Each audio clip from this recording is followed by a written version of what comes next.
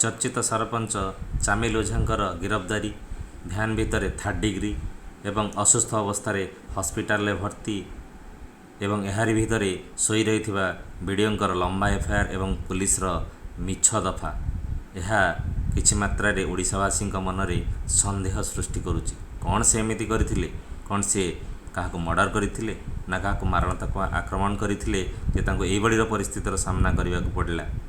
से केवल तांकर पंचायतर हक पाई लड़ाई करुथिले।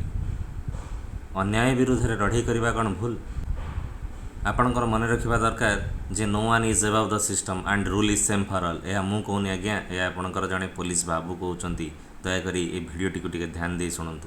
कौन से पुलिस कर्मचारी जदि निर्दिष्ट कारण बिना आपण को मारती किंबा आपणकर सह हिंसा करती तेबे यह गुरुत्वपूर्ण मामला।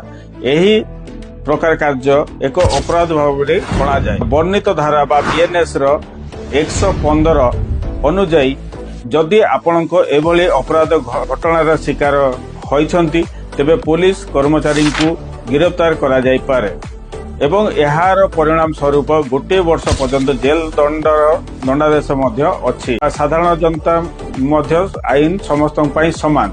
आज्ञा जदि पुलिस आलिगेशन अनुसार चामिल ओझा को असुस्थ अवस्था भी कोर्ट फरवर्ड करागला तेबे चामिल ओझांकर अभियोग अनुसार सेमानकु काहींकि तदंत परिसरभुक्त करा जाउ नाही एवं सेमानकु कोन पई अरेस्ट करा जाउ नाही।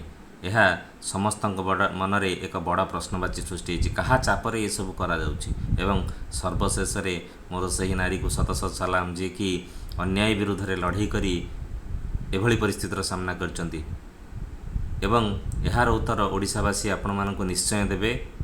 रहिली। जय जगन्नाथ।